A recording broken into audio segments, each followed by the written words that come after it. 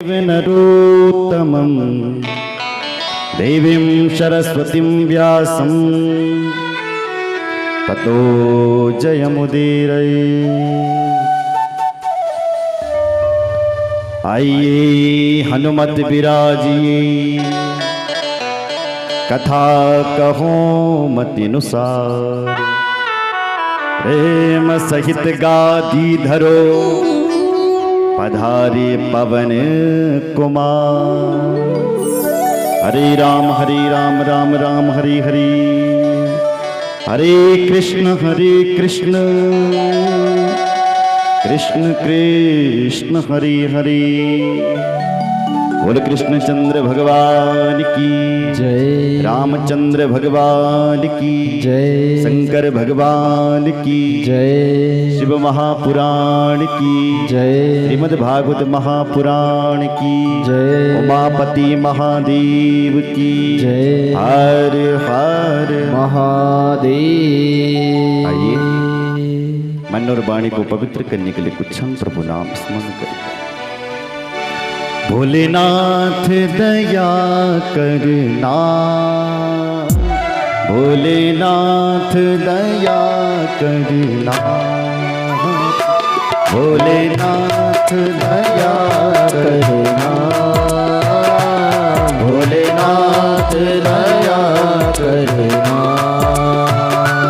भोलेनाथ दया करना।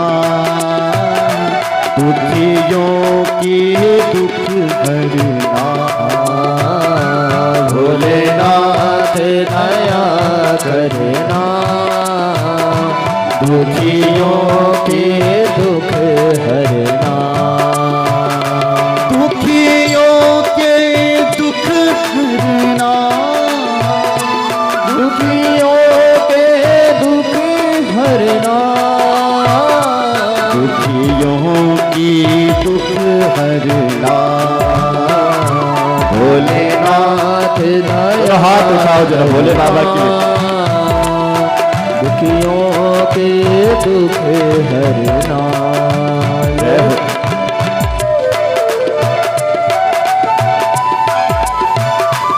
हे भोलेनाथ, हे शंकर बाबा, हमारे सारे दुखों को इस कथा से हर ले। क्यों? क्योंकि शंकर जी का नाम ही हर है। हर मतलब जो हमारे संपूर्ण दुखों का हरण करता है वो भगवान है हर। क्या प्यारा नाम है हर।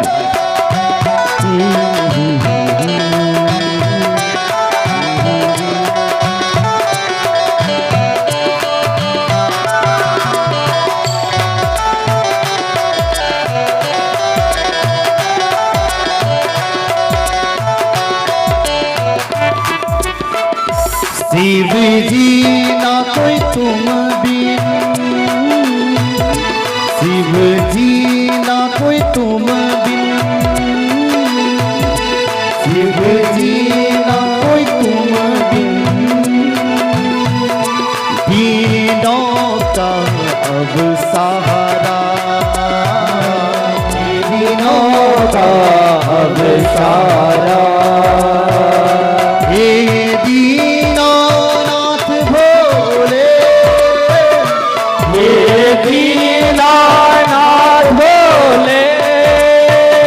भटकों को दे किनारा, भोलेनाथ दया करना, भोलेनाथ दया करना, भोलेनाथ दया करना, भोलेनाथ कृपा करना। दुखियों के दुख हरना, दुखियों के दुख हरना, दुखियों के दुख हरना, दुखियों के दुख हरना। भोलेनाथ दया करना, भोलेनाथ दया करना, भोलेनाथ दया करना, भोले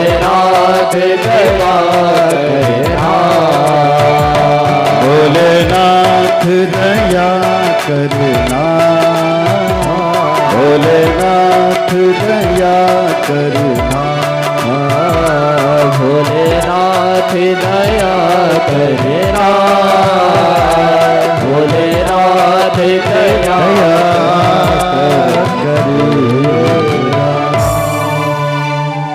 बोल भक्त वत्सल भगवान की जय। जय जय श्री राम। राधे।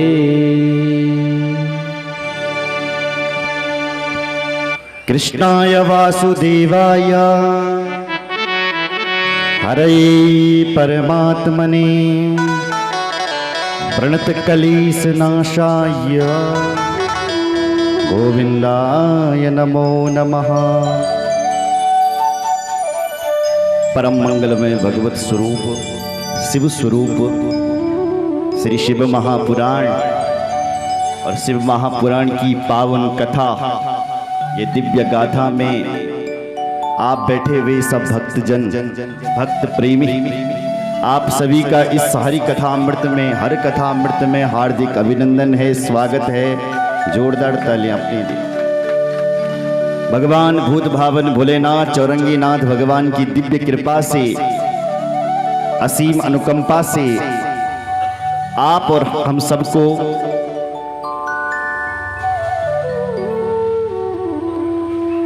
जो जीवन का सर्वोत्तम साधन है सत्संग, उसको श्रवण करने का सौभाग्य प्राप्त हुआ है।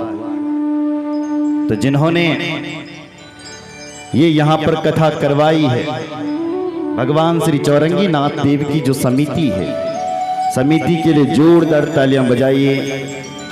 जितने भी पूनी गांव के वासी हैं, जो दूर दूर रहते हैं और दूर दूरों से, शहरों से दौड़े खींचे चले आ रहे हैं। खींचे क्यों आ रहे हैं? क्योंकि कृपा ही ऐसी है, भगवान चौरंगी नाथ की कृपा ही ऐसी है कि कृपामयी चुंबक से आप लोग यहाँ खींचे चले आ रहे हैं इस कथा को श्रवण करने के लिए, इस कथा में सहयोग करने के लिए। तो आप सबका भी जोरदार तालियों से अभिनंदन, स्वागत, धन्यवाद। श्रीमद् भागवत कथा के आचार्य बैठे हुए श्री अरुण कृष्ण शास्त्री जी, आपका भी जोरदार तालियों से अभिनंदन। हमारे वेद और वेदांत के मर्मज्ञ, पुराणों के मर्मज्ञ आचार्य श्री जयप्रकाश पेटवाल जी, हाँ पेटवाल जी बैठे हैं, आपके लिए भी जोरदार तालियां। उनके साथ में आए हुए बड़े ही ब्राह्मण कुमार, और मैं बड़ा प्रभावित हूँ, सुंदर संस्कृत भाषा से संबोधन हो रहा है। आपके लिए जोरदार ताली। क्या नाम है?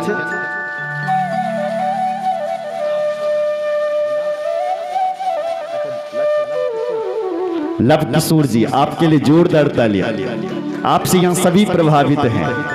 और हमने देखा है अंग्रेजी तो लोग बहुत बोलते हैं लेकिन संस्कृत बहुत कम, लेकिन आपको देख करके हमारे जितने भी ब्राह्मण कुमार हैं कुछ दिनों में ये भी संस्कृत बोलना सीख जाएंगे। बोलो जय श्री राम। क्योंकि देख करके और संग करके व्यक्ति ऑटोमेटिक ही बदल जाता है। बोलो जय श्री राम। आपसे सभी प्रभावित हैं, आपके लिए भी जोरदार तालियां।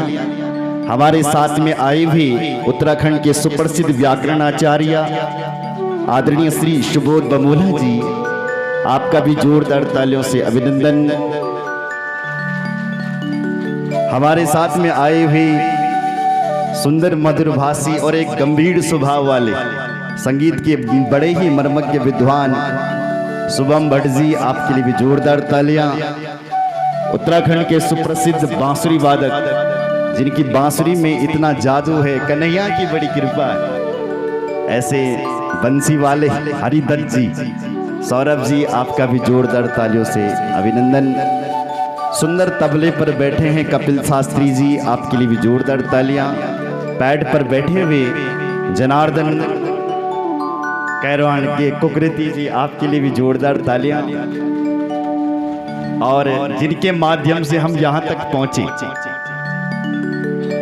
जिन्होंने हमें फोन किया कि महाराज हम अपने गांव में कथा करवाना चाहते हैं, ऐसे सरल स्वभावी मैं आपसे भी बड़ा ये प्रभावित हूँ। ऐसे हमारे मंदिर के पुजारी जिन्होंने भगवान श्री चौरंगी नाथ को सिद्ध कर रखा है, जिनकी वाणी सिद्ध हो रखी है, अगर आप अपनी वाणी से किसी को आशीर्वाद दे देंगे तो वाह, वो घर तो फलेगा फूलेगा। ऐसे भगवान श्री चौरंगी नाथ को जिन्होंने प्रसन्न कर रखा है, सिद्ध कर रखा है, ऐसे आदरणीय श्री नथीराम बस्याल जी, आपके लिए भी जोर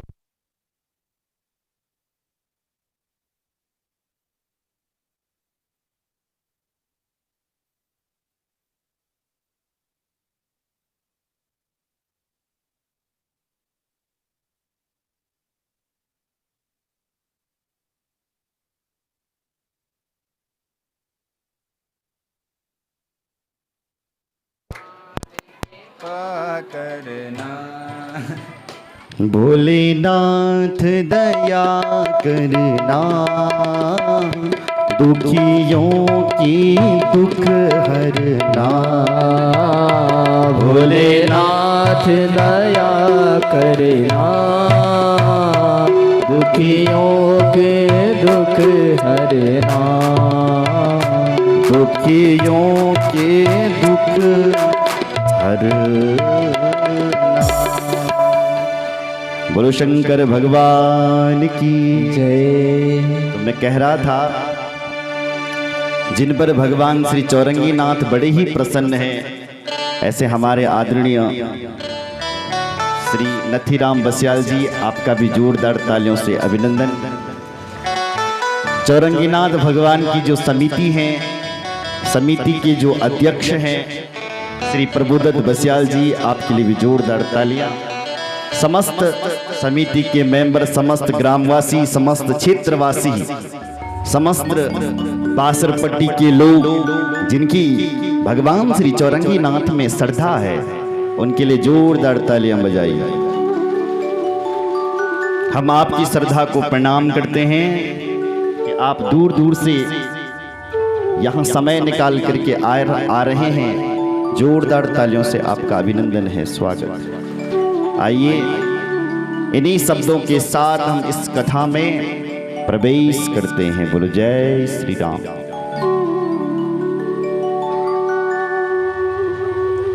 ब्रह्मा जी अपने पुत्र नारद ऋषि को ये कथा सुना रहे हैं। इधर नंदीश्वर भगवान नंदी सनत कुमार ऋषि को ये कथा सुना रहे हैं, और उधर श्री सूत जी महाराज शौनक आदि 88,000 महात्माओं को कथा सुना रहे हैं। बोलो जय श्री राम। इधर देखो मेरी ओर। नारद जी ने प्रश्न किया है अपने पिताजी से, पिताजी मेरा प्रश्न है क्या? बोले कथम सती पार्वती सा पुनः शिव मुपागता एतत् सर्वं तथा नित्या ब्रह्माना गदितुम अर्हसि।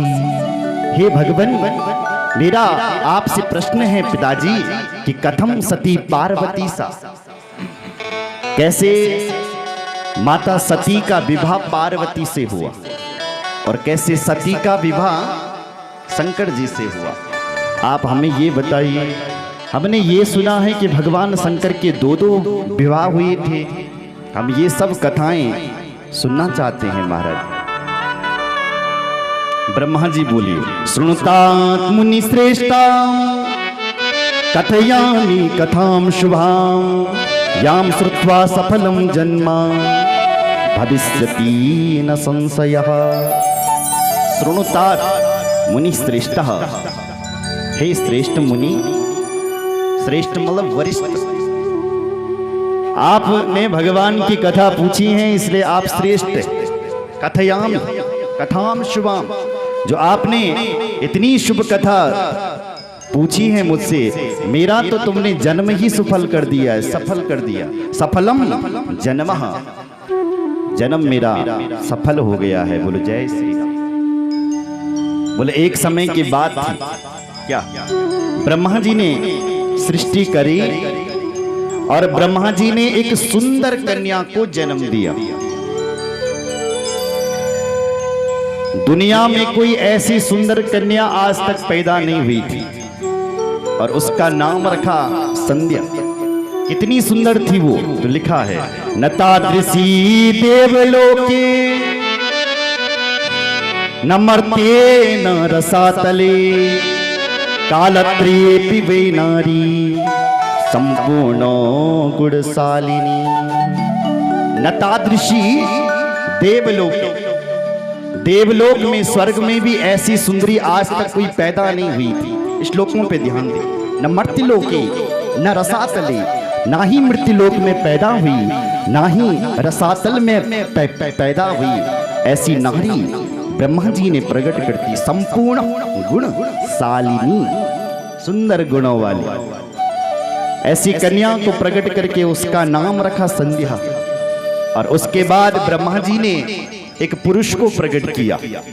उस पुरुष की भी जो आयु थी वो 16 साल की थी, और कन्या की भी जो आयु थी वो भी 16 साल की थी। और पुरुष का नाम रख दिया कामदेव, और कामदेव के लिए कहा तुम्हारा नाम हम कामदेव रख रहे हैं। और उसको ब्रह्मा जी ने 5 बाण दे दिए कामदेव को। कौन कौन से? हर्षणम रोचनाख्यम च मोहनम शोषणम तथा मारणम चेति प्रोक्तानि मुनिर्मोहाकरण्यपि। कामदेव के 5 बाण होते हैं। बोलो जय श्री राम। पहला बाण कामदेव का है हर्षणम। आप किसी को देख करके हर्षित हुए, रोमांचित हुए, हर्षित हुए, ये है हर्षण। दूसरा है रोचन, आप किसी को देख करके रोमांचित हुए। तीसरा है मोहन, आप किसी को देख करके मोहित हुए। शोषण, 3 बाण तो है प्रेम के, लेकिन जो चौथा बाण है वो है शोषण। कभी कभी ये भी होता है कि जो लोग प्रेम करने वाले होते हैं ना, उनको गालियां भी खूब पड़ती है। तो प्रेम में कभी कभी गालियां भी खानी पड़ती है। सुन रहे?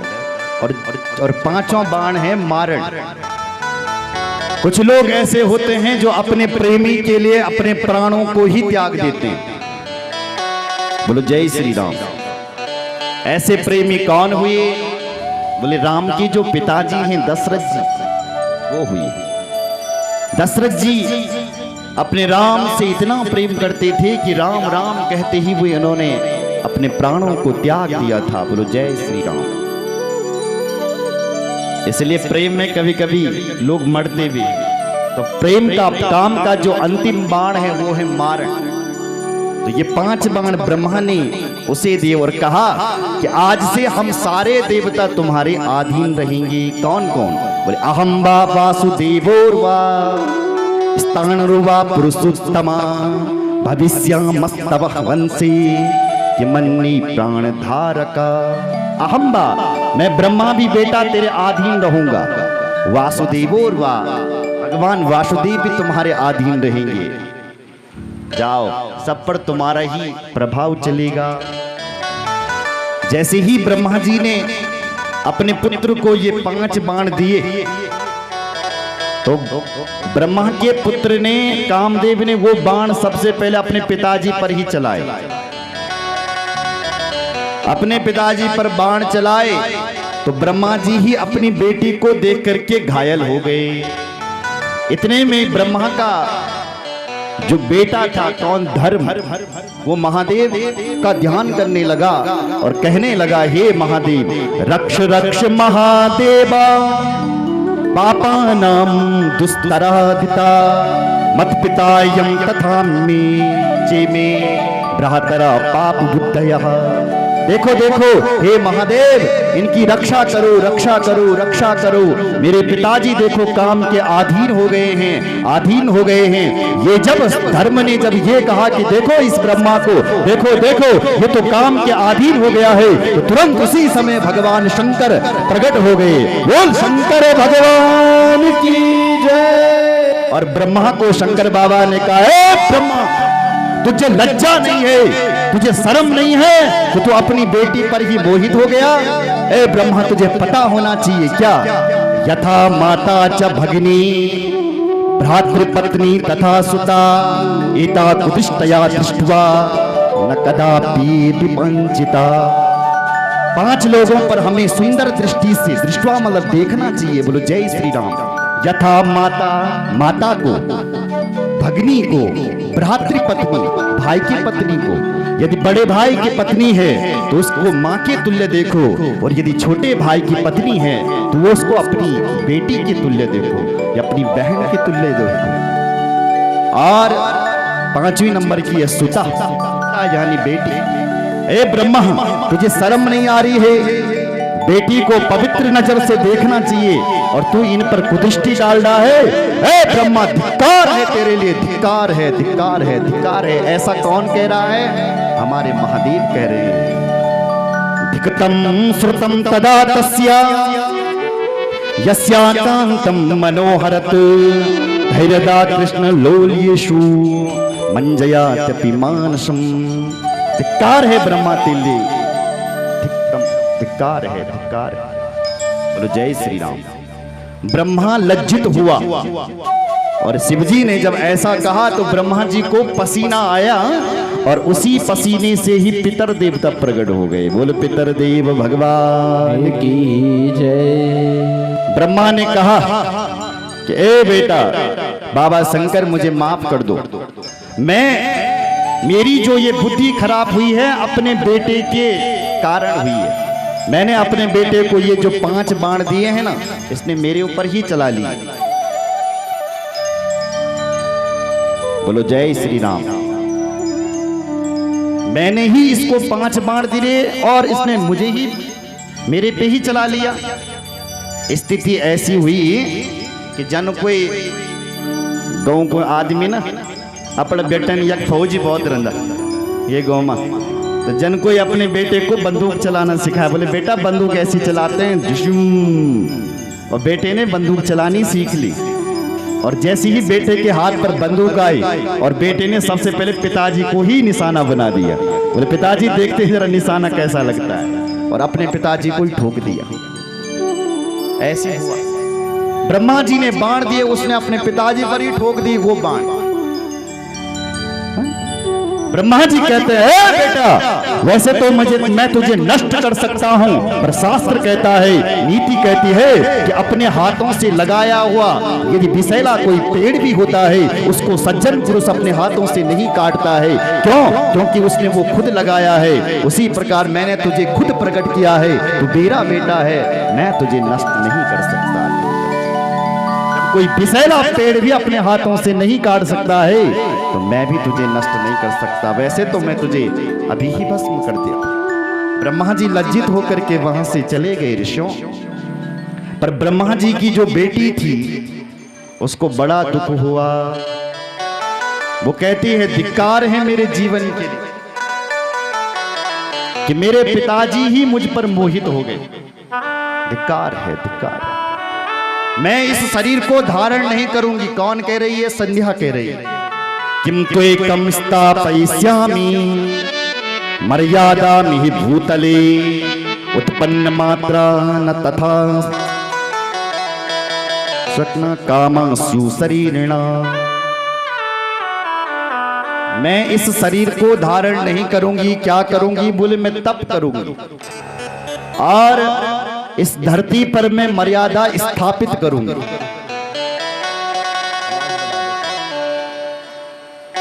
बोलो जय श्री राम। संध्या वहां से लज्जित होकर के गई और पर्वत पर पहुंची, जंगल में पहुंची और वहां पर सोचने लगी कि मैं शंकर जी का कौन सा नाम रटूं, क्या करूं। उसके बाद ब्रह्मा ने देखा कि मेरी बेटी जंगल में गई हुई है तो वशिष्ठ ऋषि को भेजा और कहा कि जाओ तुम उसको शिव नाम की दीक्षा दो। वशिष्ठ जी गए और उस संध्या को शिव नाम की दीक्षा दी। ओम नमः शंकरायेति ओम इत्यांतेन संततम मौन तपस्या प्रारंभम तन्मे निगतस्रणो। ओम नमः शिवाय ये मंत्र संध्या को दे दिया और मौन तपस्या उसने प्रारंभ कर दी है। कठोर तप किया। कहते हैं कई चतुर्युगों, ये युगियों तक उसने कठोर तप किया। उसके बाद महादेव शंकर ने उसको दर्शन दिया। महादेव बोले हे देवी वरदान मांगो, क्या चाहिए तुम्हें, क्या चाहिए, क्या चाहिए। तब वो देवी संध्या कहती है हे महादेव, यदि आप मुझ पर प्रसन्न हैं तो मुझे वरदान दीजिए। यदि देव प्रसन्नोसि तपसामं सांवृतं प्रतस्तदायं प्रथमो वरो मम विधीयताम। यदि आप मेरे ऊपर प्रसन्न हैं तो हे प्रभु आप मुझे वरदान दीजिए, वरदान दीजिए, वरदान दीजिए। क्या वरदान है? तो पहला वरदान मांगती है क्या? उत्पन्न मात्रा देवी सा प्राणिनोस्मि नवस्थले न भवन्तु समेनेवा सकामा संभवन्तु वै। वाह। हे प्रभु उत्पन्न मात्रा देवी सा, जब संसार में व्यक्ति उत्पन्न हो, संसार में जब किसी का जन्म हो तो उसके अंदर काम भावना ना उत्पन्न हो।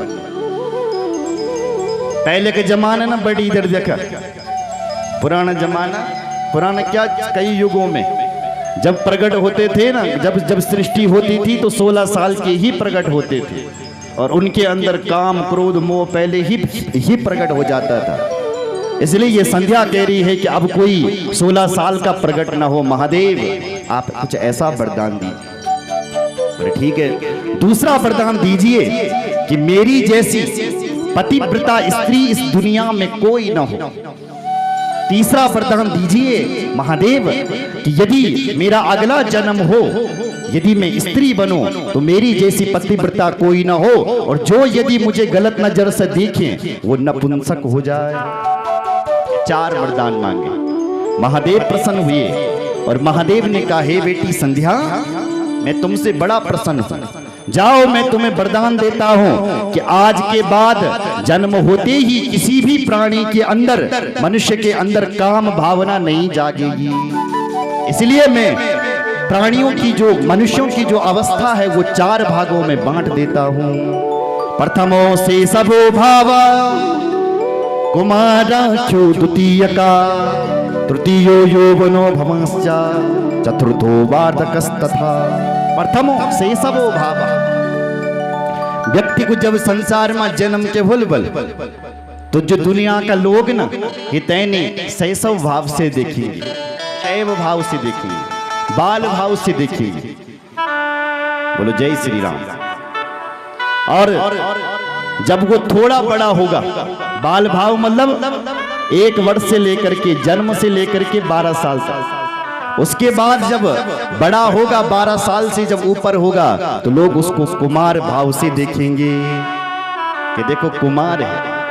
और जब वो 18 साल का होगा तो उसके बाद उसको लोग यौवन भाव से देखेंगे। और जब और बड़ा होगा तब उसको वार्धक्य भाव से देखेंगे। जाओ देवी मेरा आपके लिए वरदान है। ये संसार में महादेव ने ये स्थापना कर दी, इसलिए धरती के जो देव हैं वो महादेव हैं। बोलो जय श्री राम। हे देवी, दूसरा तुमने वरदान मांगा था कि मेरी जैसी पतिव्रता स्त्री कोई ना हो, इसलिए मैं तुम्हें आज्ञा देता हूं कि तुम जाओ और चंद्रभागा नदी के तट पर मेधा ऋषि यज्ञ कर रहे हैं, तुम जाओ और मेधा ऋषि के यज्ञ में छलांग लगाओ, तुम उसी यज्ञ से तुम फिर प्रकट हो जाओगे। बोले मैं जाऊंगी, कोई मुझे देखेगा तो लोग गाली नहीं देंगे कि हमारे यज्ञ में छलांग मान लगी। तो महादेव ने कहा मेरा आशीर्वाद है, तुम्हें कोई देखेगा नहीं, जाओ। और तीसरा वरदान दिया कि जाओ, तुम्हारे ऊपर कोई, तुम्हारी जैसी स्त्री कोई दुनिया में पतिव्रता भी नहीं होगी। इसलिए पतिव्रताओं में यदि दुनिया में यदि कोई है तो वो माता अरुंधति है, क्योंकि उसका दूसरा जन्म अरुंधति के रूप में हुआ था। बोलो जय श्री राम। वो देवी संध्या गई और मेधा ऋषि के यज्ञ में छलांग लगाई। जैसी ही छलांग लगाई तो किसी ने देखा नहीं, लेकिन जब प्रकट हुई तो त्रिकाल संध्या प्रकट हो गई। बोलो भक्त वत्सल भगवान की जय। पहली संध्या प्रकट हुई प्रातःकालीन संध्या, दिन वाली संध्या प्रकट हुई, दोपहर वाली, मध्याह्न संध्या और सायकालीन संध्या प्रकट हो गई है। बोलो जय श्री राम। यदि हम प्रातः में भगवान का नाम लेते हैं तो प्रातः संध्या देवताओं के लिए की जाती है, और यदि हम देवता लोग प्रसन्न होते हैं, और यदि हम शाम के समय यदि संध्या करते हैं तो हमारे पितर देवता प्रसन्न हो जाते हैं। अगर तुम बड़ी सुबेर सुबेर भगवान को नौ निलियन बोल तुम तो तुम्हारा देवता नहीं हमारा सब प्रसन्न हो जाते हैं। और यदि हम शाम के समय यदि भगवान का नाम लेते हैं तो हमारे जितने पितर हैं वो सब प्रसन्न हो जाते हैं। सुबह शाम अवश्य प्रभु का नाम लेना चाहिए। उसके बाद वो एक कन्या के रूप में प्रकट हुई, मेधा ऋषि ने उसको अपनी बेटी बनाया, और उसके बाद ब्रह्मा विष्णु महेश ये तीनों देव प्रकट हुए, और ब्रह्मा जी के जो पुत्र थे वशिष्ठ, उसके साथ उनका ब्याह करवा दिया। बोल शंकर भगवान की जय, भक्त वत्सल भगवान की जय, जय जय। श्री राधे। इस प्रकार से ऋषियों ये संध्या की कथा है। अब जब शिवजी ने जब ब्रह्मा जी को डांटा था, गाली दी थी ना, तो ब्रह्मा जी के मन में रोष उत्पन्न हुआ कि देखो देखो मैं कन्या पर मोहित हुआ, शिवजी ने मुझे डांटा, अब मैं भी इस शिवजी को छोड़ूंगा नहीं। शिवजी को भी किसी